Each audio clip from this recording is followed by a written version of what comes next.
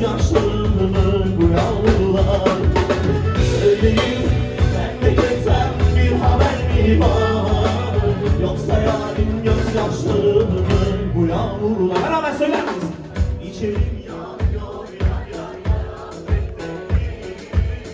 Anamazdır aman bir haber verin. İçerim yanıyor yar yar yar bekleyin. Anamazdır aman bir haber verin.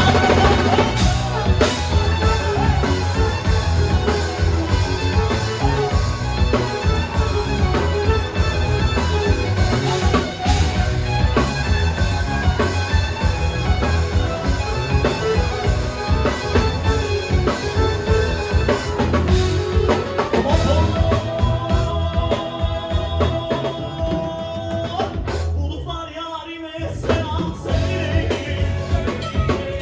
Kavuşma günümüz yakınmış değil. Ferat dağlar koyunsa bilsin. Gurbette bir başıma kaldım değil. Dağlardan yaşadım ama söyleyin. Gurbette bir başıma kaldım değil. Dağlardan yaşadım ama söyleyin.